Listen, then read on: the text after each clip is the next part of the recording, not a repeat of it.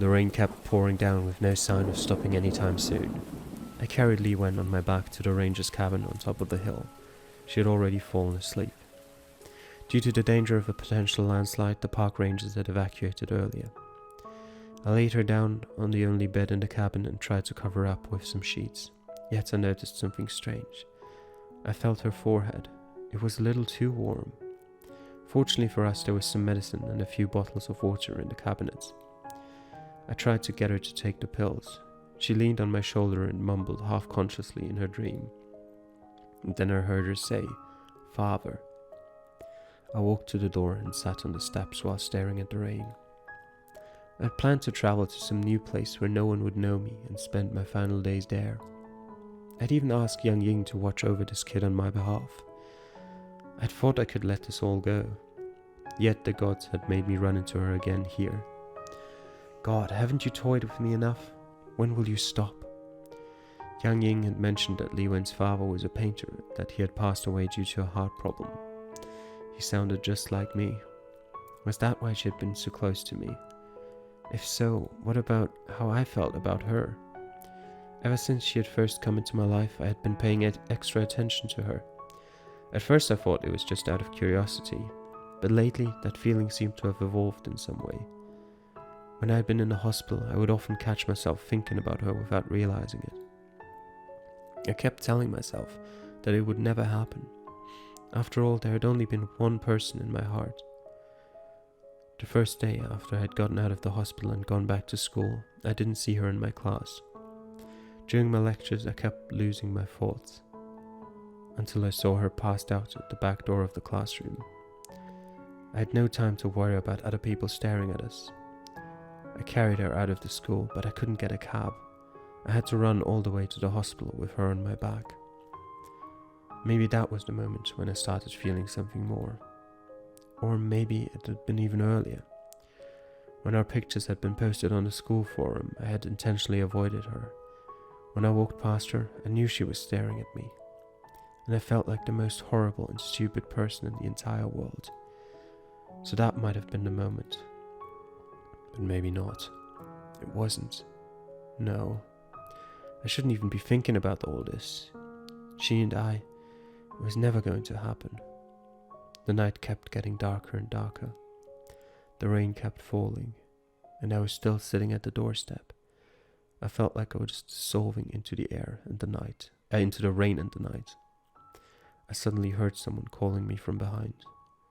She sat herself up on the bed, but looked away the second when she saw my eyes.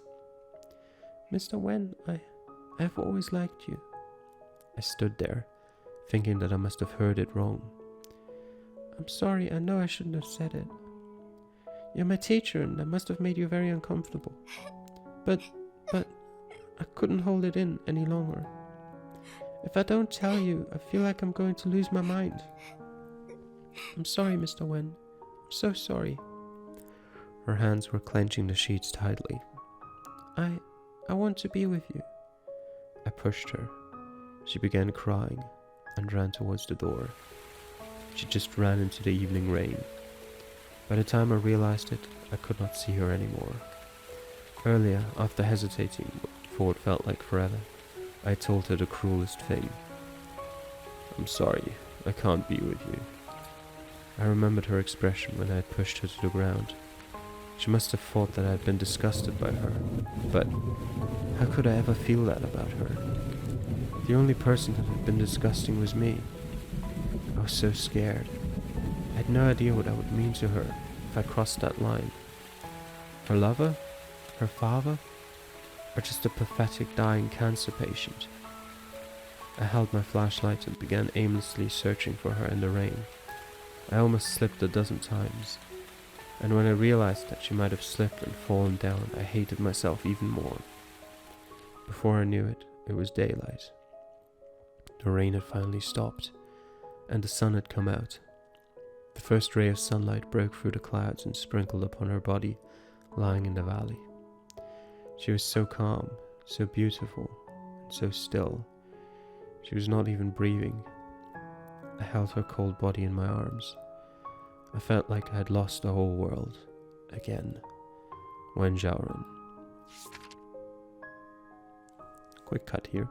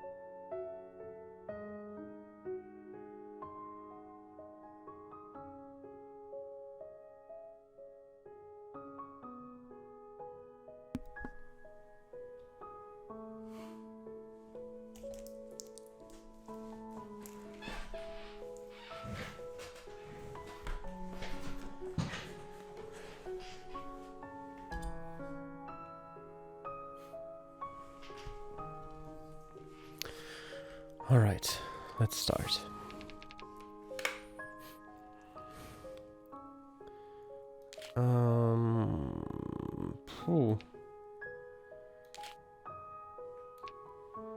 This?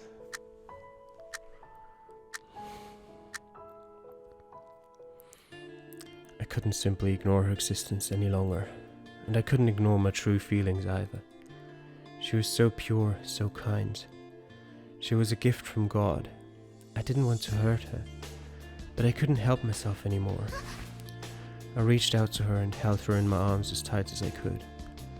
I kissed her forehead. I kissed her cheeks. I kissed her lips. I undressed her. I kissed every inch of her body. Her long hair dripped over my arms and fell on the bed. Her pale body was glistening with the warm light from the candles. She was trembling beneath me. My soaking wet shirt had been stuck to my skin, but it was becoming boiling hot with our body heat. Our two heartbeats were pounding, racing, and becoming one. The rain kept falling, but the world outside did not concern us, not one bit. Not for a long while.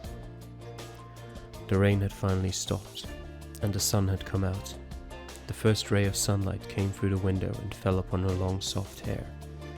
I gently kissed her forehead. The rest of my life belonged to you now, and I would live it well for you. Well, that was a quick one. A journey alone. Alright. Let's see, that probably is going to be Li Wen's last story part, because there's nothing else here and I don't have a different, story path here. A journey alone. In the subway train, an old blind woman raised a well-worn metal mug to my face. An old man who looked like her husband was helping her from behind with one hand. His other hand was holding a worn-out speaker. It was playing May Happiness Be With You.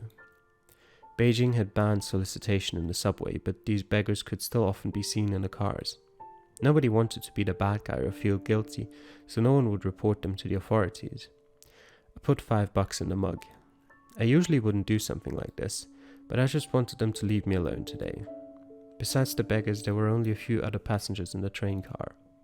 A mother and a son who had just come back from an amusement park, a couple who were laughing while looking at their tablet, a salaryman who apparently had just gotten off work. He was telling his honey on the phone to go to bed without him.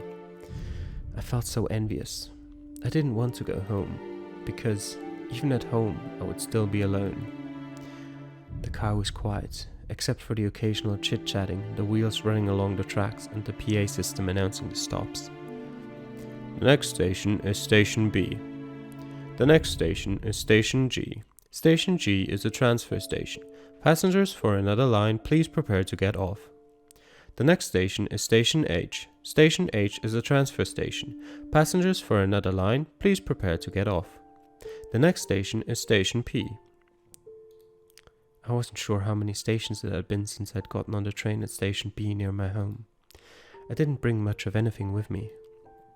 Perhaps I should just keep going until I reached the final station in the countryside. I had enough money on me to buy another ticket to Tianjin.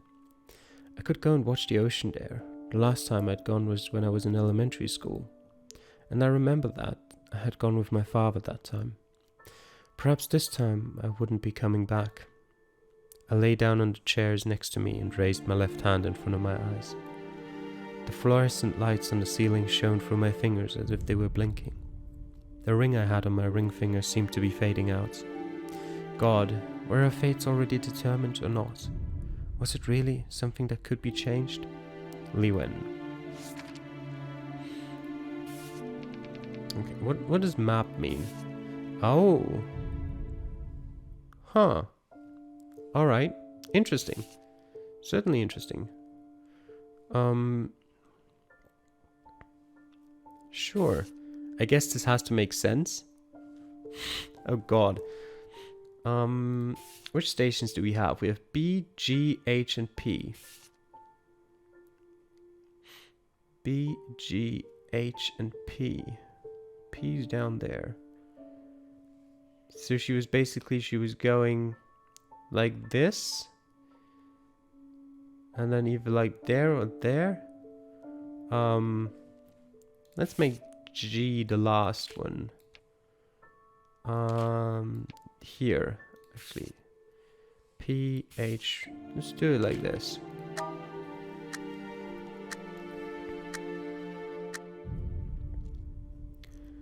I stayed in the subway, changing from one line to another, hesitating. I finally decided to go home. It was already dark when I came out of Station B. It wasn't a highly populated neighborhood. The only reason he and I had decided to live here was because the rent was cheaper. The grass was tall near the exit and the streetlights were a little dim. I walked down the street and watched my own shadow getting longer and longer. Suddenly another shadow appeared next to mine. For a split second I fantasized that it was his shadow. A wet cloth was put over my nose and mouth. It had a very strong smell. My brain stopped functioning. I was lost inside darkness. Certainly sounds bad. I got an achievement for it. Alright. Jimmy, was that you? So going home is a bad choice.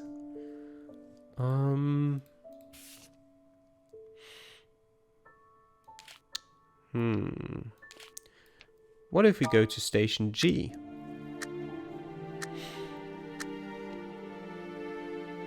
My phone just buzzed again. Another complaint from another customer, whining about the quality of my goods. Oh please, what kind of quality did you expect from something that cost you $5? I got off the train at a random station. I'd had enough. I didn't know how to keep living like this. There were very few people in the station. The next train was 5 minutes away. I stood there on the platform, completely still, for 5 minutes, until the headlights of the train blinded me. I jumped up and landed on the railway. I learned one thing. Those movie scenes where a person gets hit by a train and then flies into the air were all lies. That certainly sounds bad. What about Station H? Okay, that's just the same. What if we still do get off at Station B but make it different? No? Yes. Get home at a different time. Well, I finally got home. I went into the apartment carrying a full bag of random goods from the rural shopping mall. The place was a mess. Toys and clothes that I still hadn't sold were everywhere. I washed my face and then the 2 apples that were in my fridge. They were the only edible things in there. I took a bite from one of them and put the other one in front of a photo of Mr. Wen. "Hey, how have you been?" "I'm doing well." I would say this to his photo every time I came back. Then I would pretend that he had responded and asked about my day, to which I would then reply that I had been doing well, even though it was a total lie. He'd had the surgery at the same time that I graduated high school. It was a success at first. However, during my freshman year in pre-med, things took a bad turn. The doctor said the cancer cells had spread. Without telling him, I took a leave of absence from the school to take care of him, and I started living with him. He was always cheerful in the beginning, assuring me that there were all kinds of new treatments available. I knew he was just trying to make me feel better, but I was still watching him getting weaker and weaker and losing the fight, day by day. Cancer was a real monster. We were completely powerless against it. On this same day 3 years ago, he was gone and left me all by myself. I had applied to medical school because of him, but I had lost all of my will to continue after he passed away, so I dropped out of school and started working.